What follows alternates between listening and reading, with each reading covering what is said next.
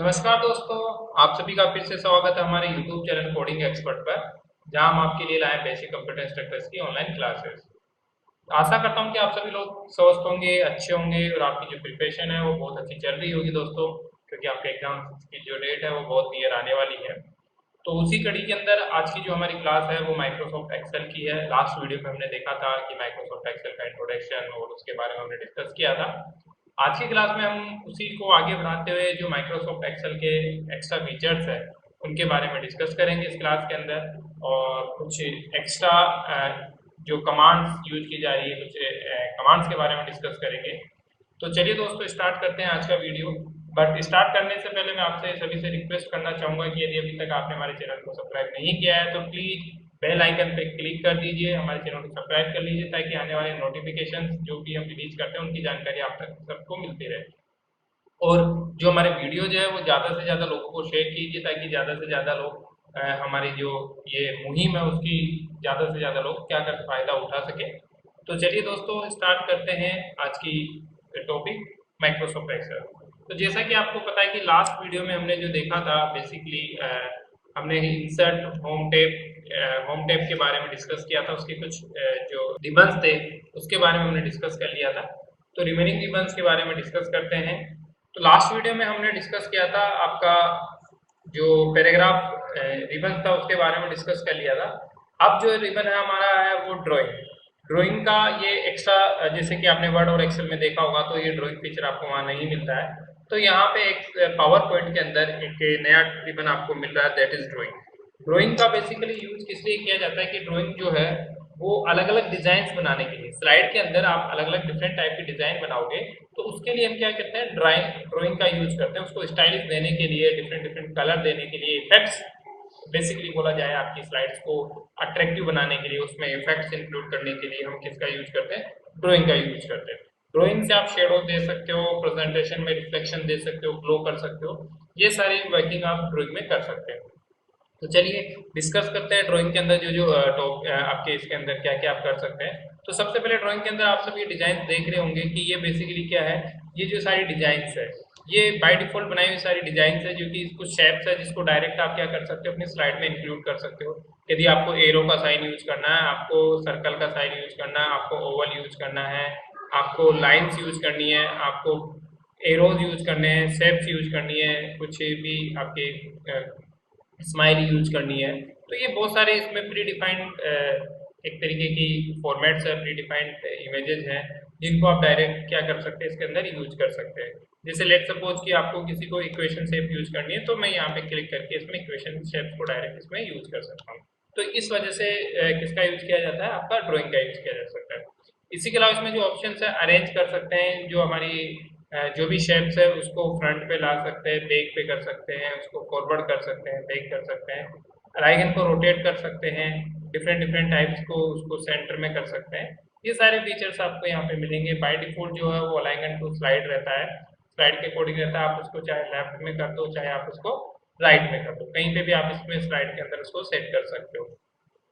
Next option आता है quick style का। क्विक स्टाइल बेसिकली क्या होता है कि जो अभी आपकी शेप या लाइन है उस पर स्टाइल देने के लिए, कंफर्म स्टाइल देने के लिए, क्विकली स्टाइल देने के लिए यूज किया जाता है। जैसे आप देखिए कि डिफरेंट डिफरेंट स्टाइल्स आपको यहाँ दिख रही है, वो सभी यहाँ पे हम दे सकते हैं, इसके थ्रू आपके क्विक स्टाइल के थ्रू हम दे सकते हैं। यहाँ पे शेप फिल आपको मिलता है, शेप में जो भी यदि आप डिफरेंट डिफरेंट कलर फिल करना चाहें तो वो भी आप यहाँ से कर सकते हैं। जैसे शेप फिल में मैं गया है, यहाँ पे आपको यदि येलो कलर फिल करना है, नो कलर फिल करना है, तो आप कोई सा भी इसमें कलर फिल कर सकते हैं। इसी तरीके से शेप आउटलाइन का भी आपको ऑप्शन मिलता है, डिफरेंट डिफरेंट आउटलाइन यहाँ पे मिल सकती है, शेप इफेक्ट्स मिल सकते हैं, 3D रोटेट इफेक्ट मिल सकते हैं। ये सारे ऑप्शंस आपको ड्राइंग के अंदर मिलेंगे दोस्तों। ये होता है हमारा ड्राइंग के बारे में। इसके बाद में जो नेक्स्ट रिबन हमारा आता है वो आता है एडिटिंग का। वो क्या आता है, एडिटिंग का। अब एडिटिंग में क्या क्या ऑप्शंस आपको मिलते हैं, एडिटिंग के बारे में हम देखेंगे। तो हमें एडिटिंग के बारे में सबसे पहले मिलता है जैसे फाइंड करना, किसी भी आपकी जो रिबन जो स्लाइड है उसमें आप कुछ टेक्स्ट फाइंड करना चाहते हो तो यहाँ से फाइंड कर सकते हो। रिप्लेस करना, रिप्लेस भी कर सकते हो। कंट्रोल एच इसकी कमांड होती है, जिसके थ्रू आप क्या कर सकते हो कि किसी भी जो टेक्स्ट है उसको एक टेक्स्ट को दूसरे टेक्स्ट से रिप्लेस कर सकते हो, एक वर्ड को दूसरे वर्ड से रिप्लेस कर सकते हो, यहाँ पे सेलेक्ट कमांड जो यूज की जाती है वो किसी पर्टिकुलर ऑब्जेक्ट को सेलेक्ट करने के लिए यूज की जाती है। तो ये बेसिकली जो भी जितने भी हमने डिस्कस किए रिबन्स के बारे में, ये सब आपके होम टैब्स के बारे में बताते हैं। यहाँ पे जो क्वेश्चंस आते हैं या तो कि आपका पूछ लिया जाएगा कि जैसे पैराग्राफ कौन से टैब में रहता है आपका, या पर्टिकुलर इस जो कमांड है उसकी ये कोई एक्शन है, इसकी क्या कमांड होगी, क्या शॉर्टकट कमांड होती है, ये सारी चीजें आपकी इसमें से पूछी जाएगी। अब इसके बाद में जो दूसरा टैब है वो आपका इंसर्ट टैब, वो आता है आपका इंसर्ट टैब। दूसरा टैब क्या आता है आपका? इंसर्ट टैब आता है। इंसर्ट टैब के अंदर जो बेसिकली कई सारे इसमें भी रिबन्स है जिनका डिफरेंट डिफरेंट वर्क होता है। तो हम बात करेंगे हर एक रिबन्स के बारे में डिस्कस करते हुए चलेंगे। हम मैं आपको बताऊंगा कि कौन कौन से रिबन्स किस किस में यूज किए जा रहे हैं, क्या उनका बेसिकली यूजेज है, उन सभी के बारे में डिस्कस करेंगे। तो पहला हम बात करते हैं टेबल्स। पहला रिबन है टेबल्स। टेबल्स का क्यों यूज किया जाता है कि दोस्तों आप सभी को ज्ञात है कि आप सभी को पता है टेबल्स क्यों यूज करते हैं। टेबल्स बेसिकली आपकी जो जैसे कि आपकी कोई भी प्रेजेंटेशन है उसके अंदर आपको यदि कोई टेबल इंक्लूड करनी है, मतलब रो कॉलम इंक्लूड करने हैं, आपको इंसर्ट करने हैं, तो हम टेबल का यूज करते हैं। टेबल जैसे इंसर्ट आप जितनी इसमें रो कॉलम आप इंसर्ट करना चाहोगे वो यहाँ से इंसर्ट कर सकते हो, डायरेक्टली टेबल ड्रॉ कर सकते हो, और एक्सेल की फॉर्म में भी स्प्रेडशीट में आप यहाँ पे इंक्लूड कर सकते हो। ये आपका यहाँ पे यूज किया जाता है टेबल के अंदर। अब बात करते हैं टेबल के बाद में इसमें जो इंसर्ट होती है वो होती है आपकी पिक्चर्स। नेक्स्ट ऑप्शन आपका इसका पिक्चर्स का। पिक्चर्स में आप क्या कर सकते हैं कि यदि हम बाहर से मतलब एक्सटर्नल कोई पिक्चर्स इंक्लूड करना चाहें तो वो आपका यहाँ से छूट मिलता है कि आप पिक्चर्स डिफरेंट डिफरेंट पिक्चर्स है वो भी आप इसमें इंक्लूड कर सकते हैं। लाइक आप जैसे कि आपके सिस्टम में कोई पिक्चर्स है वो आप इंक्लूड करना चाहें तो ये सारी पिक्चर्स की फैसिलिटीज भी आपको यहाँ से मिलती है। नेक्स्ट आपको इसमें मिलता है clip art. Clip art basically एक तरीके की डॉक्यूमेंट में इंक्लूड करने की जो डिफरेंट डिफरेंट इंटरनेट के थ्रू या और डिफरेंट वे के थ्रू आप क्या कर सकते हैं इसमें वैल्यूज को जो भी पिक्चर्स है वो सेलेक्टेड करके इंसर्ट कर सकते हैं। नेक्स्ट फीचर जो हमारे इसमें आता है वो आता है फोटो एल्बम का आपका। फोटो एल्बम में से आप क्या कर सकते हैं कि एक तरीके से डिफरेंट सेट ऑफ पिक्चर्स आप यहाँ पे इंक्लूड कर सकते हैं कि आपकी डिफरेंट डिफरेंट जैसे कोलाज बनाते हैं हम, तो वहाँ पे आपका प्रीव्यू सेट हो सकता है। तो यहाँ पे एक तरीके से जो पिक्चर्स का एल्बम्स होता है वो यहाँ पे हम इसके थ्रू इंक्लूड कर सकते हैं। इसी तरीके से शेप्स में जाएंगे तो जो डिफरेंट टाइप की शेप्स है वो हम इंक्लूड कर सकते हैं। चार्ट्स में हम जो आपके चार्ट्स है डिफरेंट जो रिप्रेजेंट कर, जैसे line chart, pie chart, bar chart, area chart, stocks के स्टॉक चार्ट, इस तरीके से आप यहाँ पे इसको भी इंक्लूड कर सकते हैं। तो ये सब आपको मिलता है इंसर्ट टैब के अंदर। इंसर्ट टैब के अंदर फिर दूसरा जो आप एक पेज से दूसरे पेज पे यहाँ पे मूव कर सकते हैं वो आपको हाइपर लिंक के यहाँ पे मिल जाएगा। जैसे कि हम अदर इंसर्ट ऑप्शन जैसे वर्ड और एक्सेल में भी आपको हाइपरलिंक या हाइपरलिंक का फैसिलिटी मिलती है, सेम इसी तरीके से इसके अंदर भी आपको हाइपरलिंक का यूज मिलेगा कि आप एक लाइन से दूसरी लाइन, एक पेज से दूसरे पेज पे जा सकते हो। और हाइपरलिंक के इंसर्ट करने के लिए जो कमांड होती है वो कंट्रोल के होती है। वो क्या होती है? कंट्रोल के होती है। तो ये लिंक्स आप यहाँ पे अवेलेबल करा सकते हैं। ऐसे ही एक्शन है कि डिजायर्ड ऑब्जेक्ट को स्पेसिफाई करने के लिए आप एक्शन जैसे कि कोई भी ऑब्जेक्ट को हम एज ए लिंक के थ्रू एक्सप्लेन करें तो भी वो हम कर सकते हैं। ये एक्शन के थ्रू यहाँ पे हो सकता है कि एक्शन एक क्वेश्चन आया था एक लास्ट से लास्ट आईए के एग्जाम के अंदर कि किस Microsoft power Excel PowerPoint से यदि हमें दूसरे पेज पे जाना है तो उसके लिए क्या यूज करना पड़ेगा, कौन सा टैब यूज करना पड़ेगा, तो उसके लिए हम यूज करते हैं एक्सेल। तो नेक्स्ट ऑप्शन से इसमें आप देख रहे हैं दोस्तों कि नेक्स्ट आता है टेक्स्ट बुक। टेक्स्ट बुक का मतलब है कि यदि आप कोई पर्टिकुलर टेक्स्ट इंक्लूड करना चाह रहे हैं आप, जैसे कोई भी टेक्स्ट बॉक्सेज हो आपके लाइक पर्टिकुलर जैसे कि जैसे मैंने यहाँ पे एक टेक्स्ट बॉक्स बना दिया, वहां से मैं स्लाइड में कुछ टेक्स्ट एंटर करना चाहूँ तो वो किसके थ्रू कर सकता हूँ? टेक्स्ट बॉक्स के थ्रू कर सकता हूँ। फिर जो हेडर और फुटर जो आपको वर्ड और एक्सेल में भी मिलते थे वो यहाँ पे भी मिलेंगे। हेडर और फुटर भी आप यहाँ पे इंक्लूड कर सकते हैं। हेडर और फुटर आप प्रीव्यू के अंदर ऊपर लगा सकते हैं। हर एक स्लाइड के अंदर आपको जो हेडर और फुटर विजिबल होंगे। तो यहाँ पे जो इंसर्ट टैब में ही आपको हेडर और फुटर विजिबल होते हैं। उसके बाद में आता है word art. Word art basically जो यूज किया जा रहा है वो किसके लिए यूज किया जा रहा है? वर्ड आर्ट आपका जो यूज किया जाता है डिफरेंट डिफरेंट शेप्स में वर्ड्स को प्रेजेंट करने के लिए यूज किया जाता है। तो मेनली वर्ड आर्ट का जो मेन पर्पज है वो क्या है? वर्ड्स की आर्ट, मतलब डिफरेंट डिफरेंट टाइप्स में वर्ड्स को रिप्रेजेंट कर सकते हो आप इस वजह से वर्ड आर्ट का यूज किया जा रहा है। नेक्स्ट इसमें date and time. Date and time में आप क्या कर सकते हैं कि आप यदि आपको डेट और टाइम इंक्लूड करना है, आपकी जो सीट्स है उसमें आपको यदि डेट और टाइम इंक्लूड करना है तो डेट और टाइम फंक्शन का आप यूज कर सकते हैं। उसके थ्रू हम डेट और टाइम फंक्शन इसमें इंक्लूड कर सकते हैं।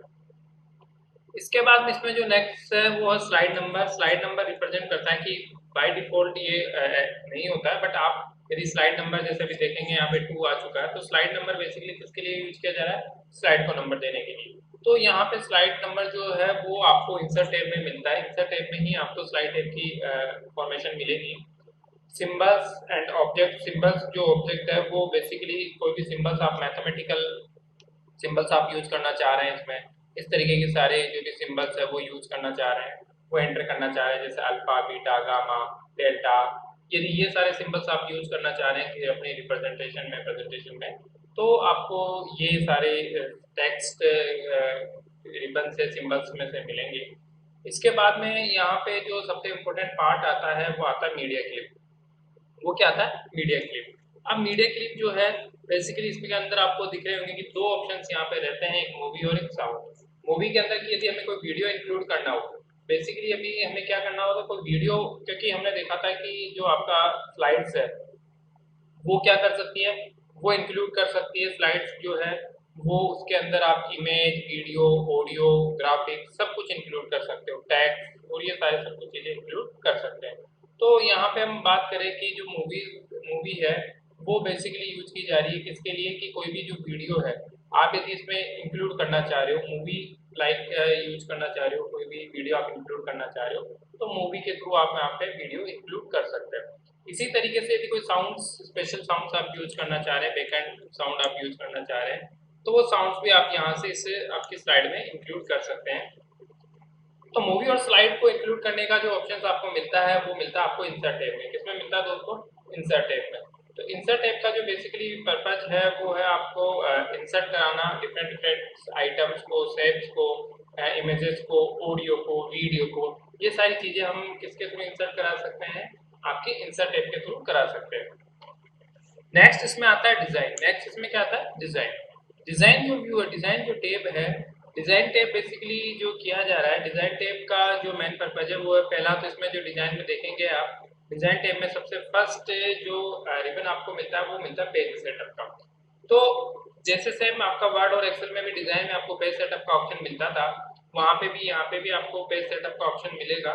पेज सेटअप जो है वो क्या करेगा, आपको स्लाइड की साइज, स्लाइड के नंबर, ठीक है, स्लाइड की हाइट, विड्थ, ये सारे सेट करने में वो काम करता है। तो पेज सेटअप में आप यहाँ से देखेंगे कि जो स्लाइड की विड्थ सेट कर सकते हैं, हाइट सेट कर सकते हैं, नंबर यदि स्लाइड में देना चाहते हैं तो वो आप दे सकते हैं।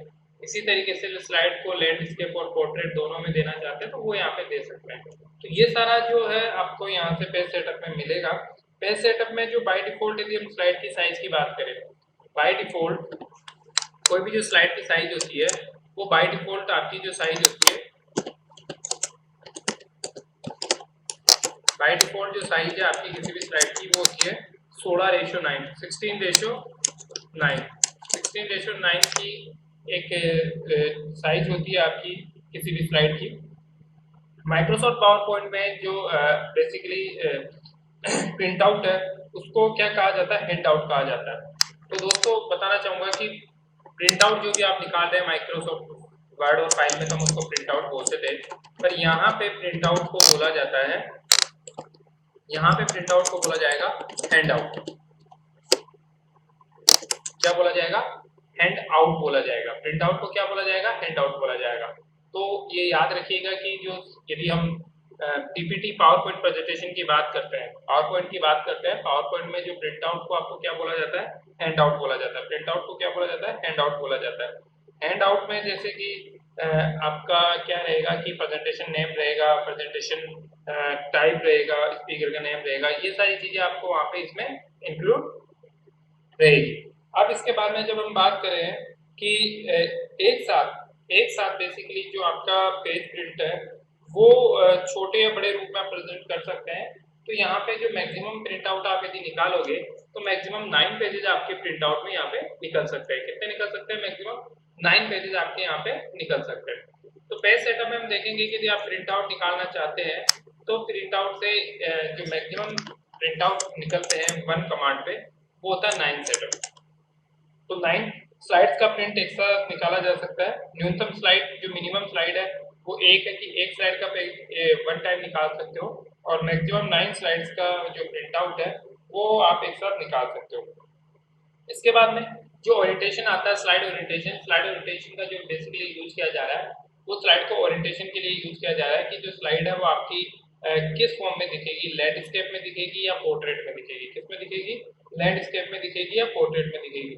और बाय डिफॉल्ट जो आपकी स्लाइड जो दिखती है वो हमेशा किस में दिखती है? लैंडस्केप में दिखती है। बाय डिफॉल्ट किस में दिखती है? लैंडस्केप में दिखती है। उसके बाद में जो नेक्स्ट रिबन है वो है थीम।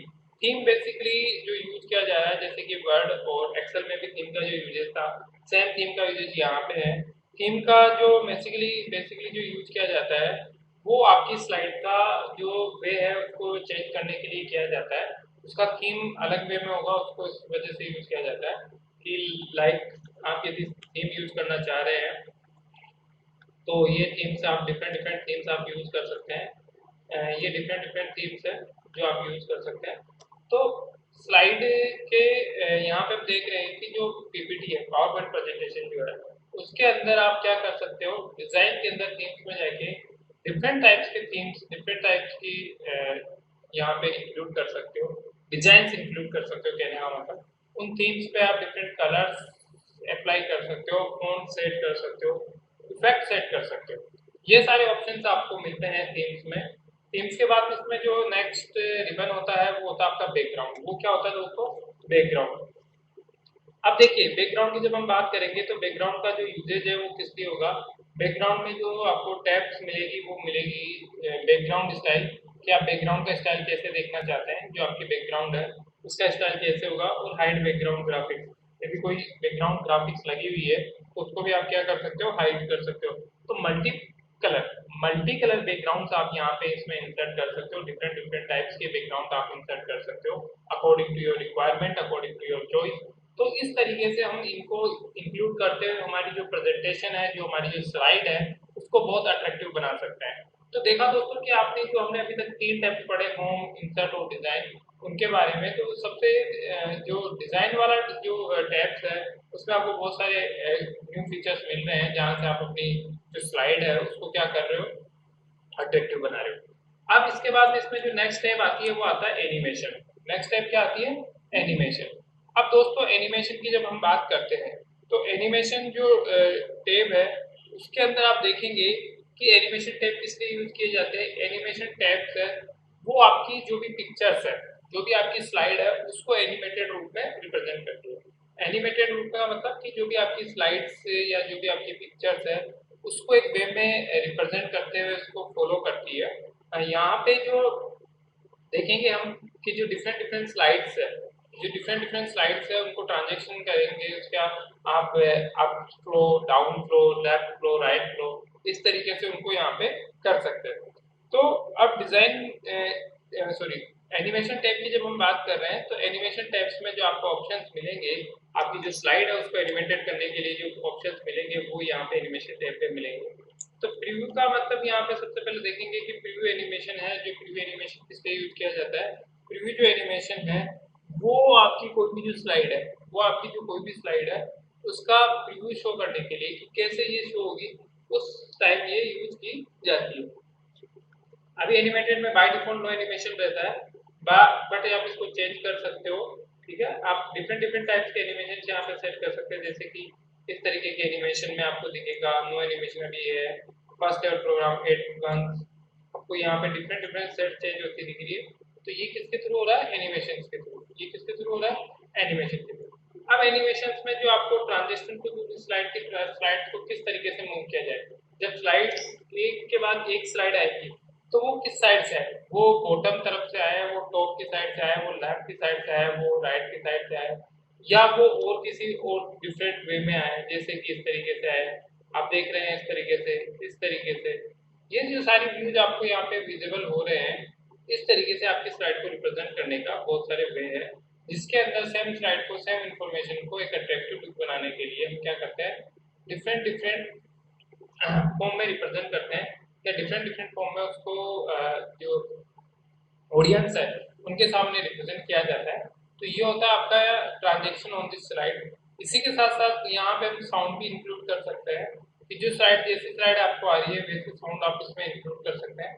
तो ये साथ साथ क्या करेगा कि जो साउंड भी है उसको भी प्ले करेगा, कि जो स्लाइड के साथ साथ जो साउंड है वो भी प्ले होने लगेगा।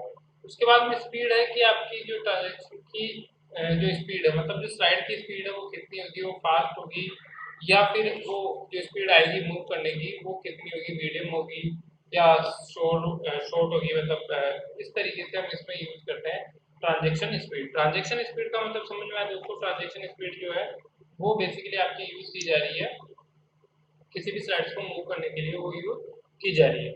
ये सारी हम चीजें हैं वो किस पे भी अप्लाई कर सकते हैं। वो जितनी सारी स्लाइड्स है उन पे आप अप्लाई कर सकते हो, वन ए टाइम पे अप्लाई करोगे और नेक्स्ट टाइम आप उसको कहीं भी यूज करो उस पर्टिकुलर फंक्शंस को तो आप यूज कर सकते हैं।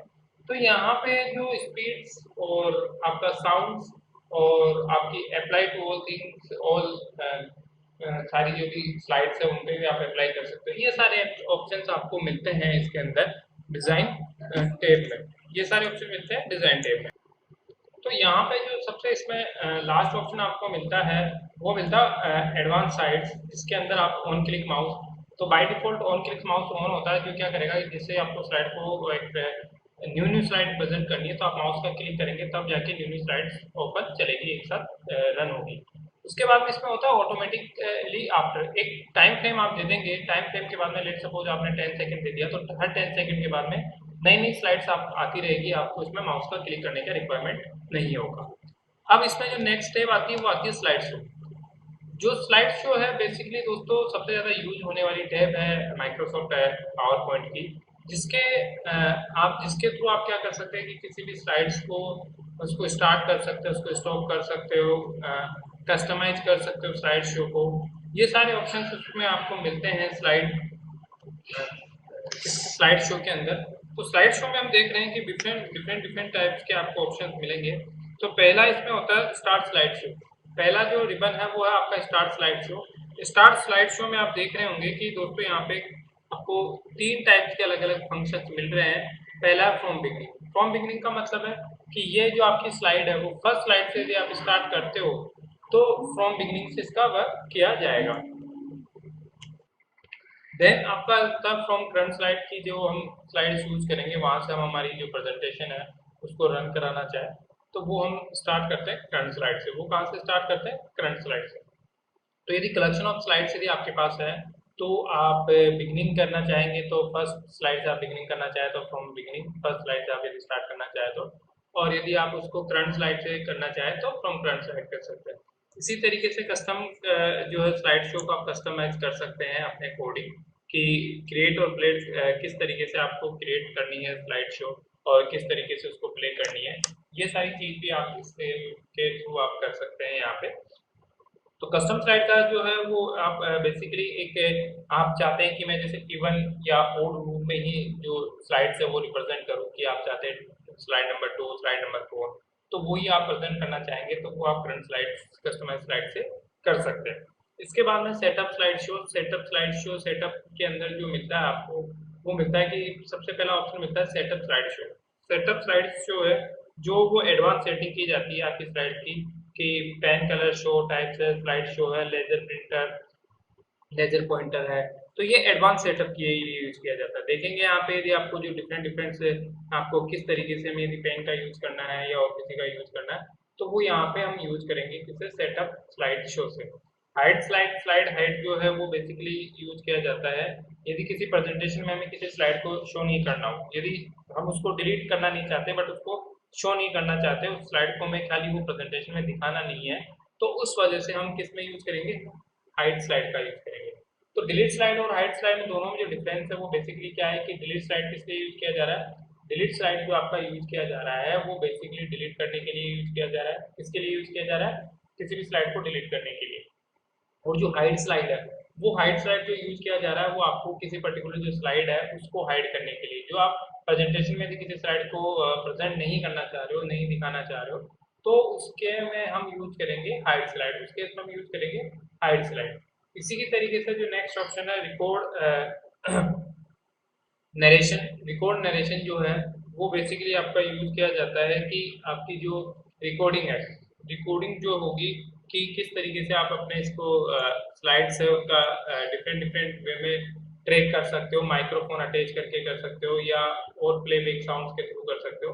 तो यहाँ पे रिकॉर्ड नरेशन की स्लाइड्स के अंदर यदि हम कोई भी ट्रैक करना चाहें यूजिंग माइक्रोफोन अटैच करके, तो वो यहाँ पे इसके थ्रू हो सकता है। तो अब हम बात करते हैं रियर्स टाइमिंग की।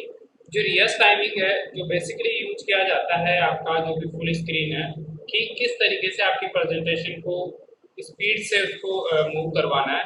The amount of time you spend on each slide, कि कितना अमाउंट ऑफ टाइम आप जो है उस स्लाइड पे स्पेंड करना चाहते हो। कि जैसे आप कोई प्रेजेंटेशन देते हो तो उसके अंदर आपने कहा कि मैं इस स्लाइड को जो अप्रोक्स 10 मिनट्स पे स्लाइड पे स्पीक आउट करना चाहता हूँ, बोलना चाहता हूँ, और कुछ नेक्स्ट स्लाइड पे जो है वो 5 मिनट आप बोलना चाहते हो, तो वो कैसे पॉसिबल है? वो आपका रियल टाइमिंग के थ्रू पॉसिबल है। तो रियल टाइमिंग क्या कर रहा है? रियल टाइमिंग का जो बेसिकली काम है वो ये है कि आपकी जो स्लाइड है, ठीक है, उसके अंदर वो एक टाइमिंग फ्रेम दे रहा है। बेसिकली किसके लिए यूज किया जा रहा है? एक टाइमिंग फ्रेम के लिए यूज किया जा रहा है। रियल टाइमिंग किसके लिए यूज किया जा रहा है? एक टाइमिंग फ्रेम के लिए यूज किया जा रहा है। आपकी जो स्लाइड है उसके अंदर एक टाइमिंग फ्रेम एसोसिएट कर देता है कि इतने टाइम तक ये स्लाइड स्टॉप रहेगी, उसके बाद में नेक्स्ट स्लाइड इतने टाइम पे रन होएगी। इस वजह से हम इसको किसके यूज करें? रियल टाइमिंग की यूज करें। फिर इसमें जो ऑप्शंस आपके पास आता है वो आता है रेजुलेशन का। मॉनिटर्स में जो ऑप्शंस आता है नेक्स्ट रिबन में आप देखेंगे मॉनिटर्स में वो आता है रेजुलेशन का। जो रेजुलेशन का जो ऑप्शन है वो बेसिकली जो यूज किया जा रहा है आपकी जो स्लाइड है उसका रेजुलेशन क्या होगा, कि जो मॉनिटर की जो स्क्रीन है उस पर उसका रेजुलेशन क्या होगा।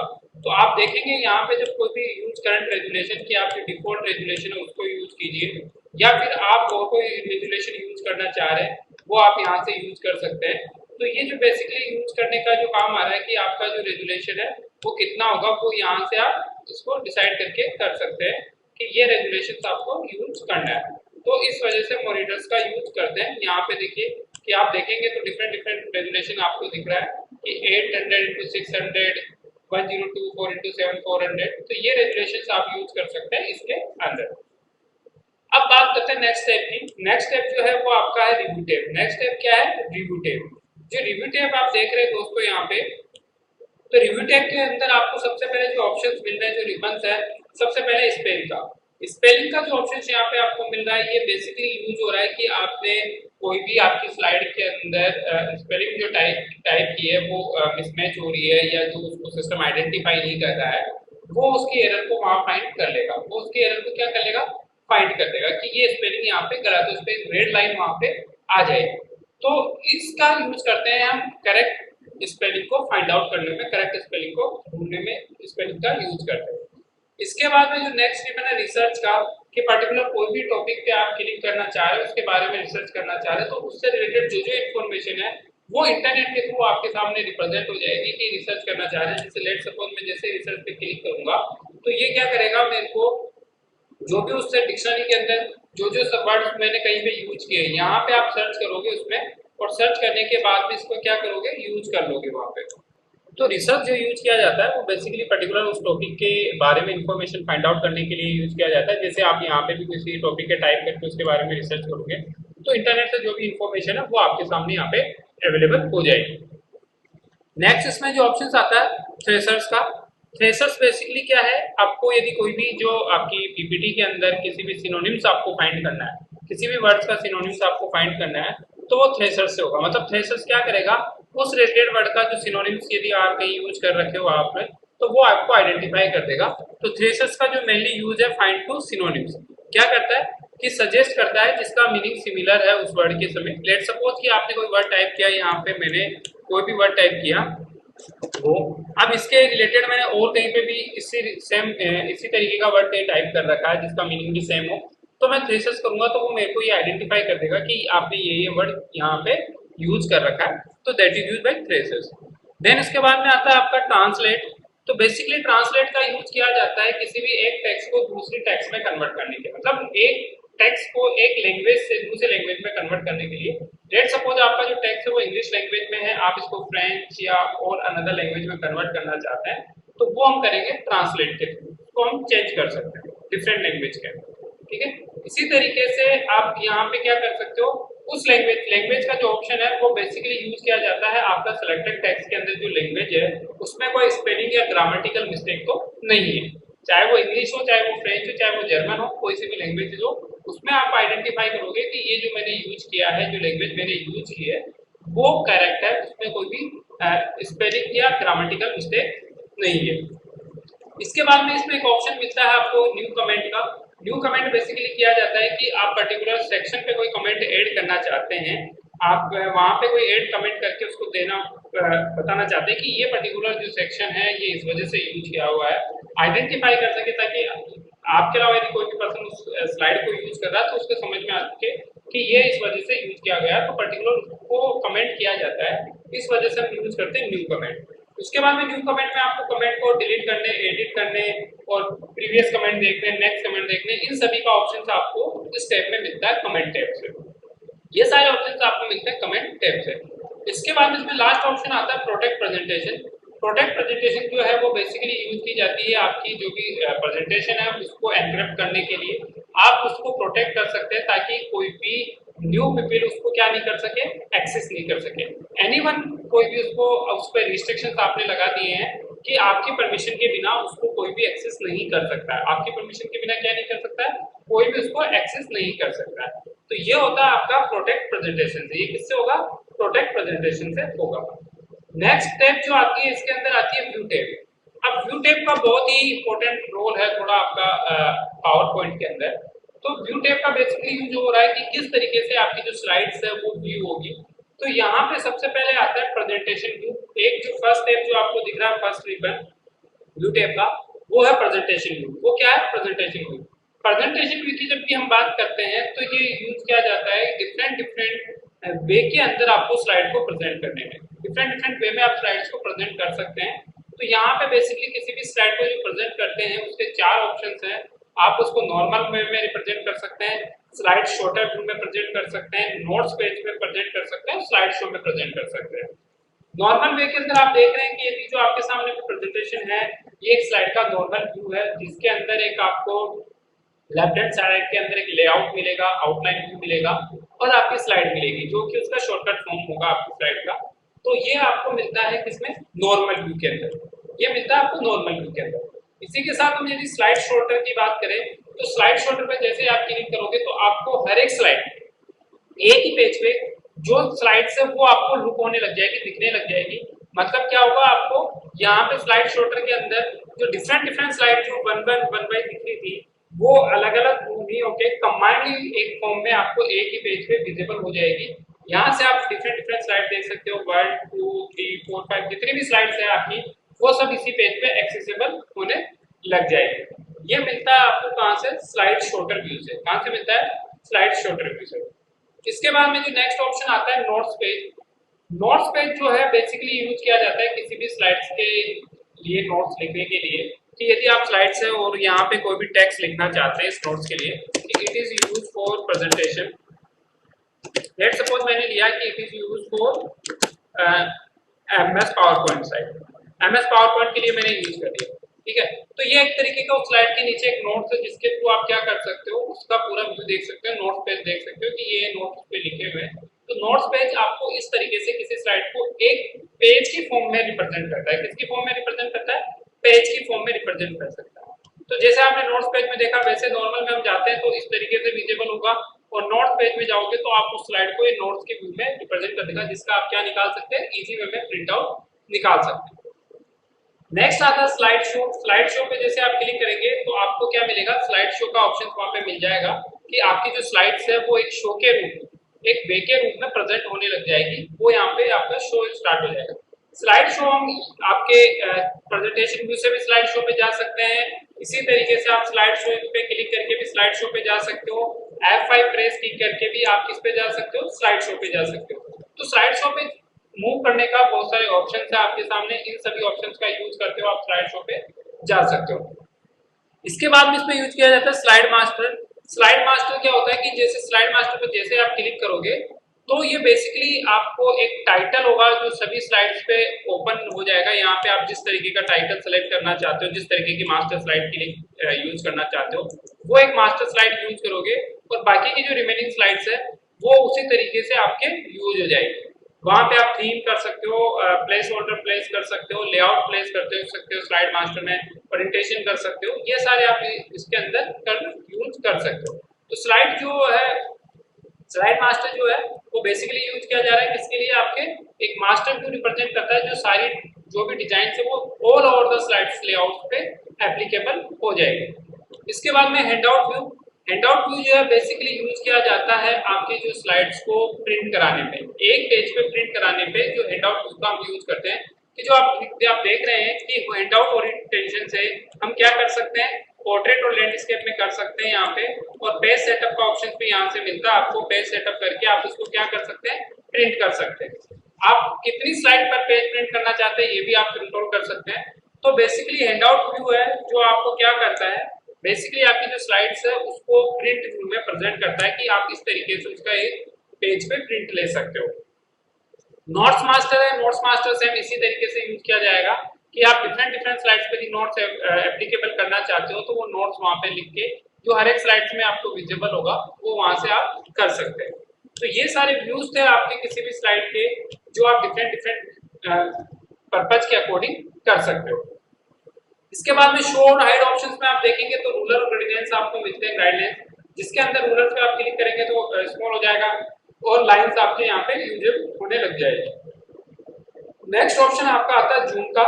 जूम देखेंगे कि जूम किस लिए यूज किया जाता है। जूम का जो बेसिकली यूज है वो यूज है कि आप कितनी जो आपकी स्लाइड है वो कितनी आप जूम कितना फिट करना चाहते हो। तो इसके लिए जो मैक्सिमम होती है वो 400% होती है और जो मिनिमम होती है वो 10% होती है। और आप इसको फिट टू विंडो भी कर सकते हैं, विंडो के अकॉर्डिंग भी फिट हो जाएगी और आप अपने अकॉर्डिंग इसकी साइज को इंक्रीज या डिक्रीज कर सकते हो। ये होता है जूम का ऑप्शन। इसी के साथ आपको यहाँ पे और भी कई सारे ऑप्शंस मिलते हैं। न्यू विंडो पे ओपन करना, इस स्लाइड्स को स्प्लिट करना, इसी के साथ साथ आपको कैस्केड करना कि पर्टिकुलर कोई स्लाइड डॉक्यूमेंट है जो कि अवेलेबल हो रहा है उसको डिफाइन करना। ये सारे आप ऑप्शंस आपको यहाँ पे मिलते हैं। स्विच विंडोज को स्विच करना, डिफरेंट करंटली ओपन विंडो जो ओपन विंडो है उससे डिफरेंट विंडो पे आप जा सकते हो। तो ये सारे कई सारे विंडोज जो पावर पॉइंट प्रेजेंटेशन में आपको मिलते हैं वो हमने देखे हैं। तो आज के वीडियो में दोस्तों इतना ही है। हमने कंप्लीट पावर पॉइंट प्रेजेंटेशन में जो जो इंपॉर्टेंट टॉपिक्स थे वो सारे कवर किए हैं जो आपके एग्जाम के पॉइंट ऑफ व्यू से इंपॉर्टेंट है। तो आज के लिए इतना ही है। धन्यवाद दोस्तों।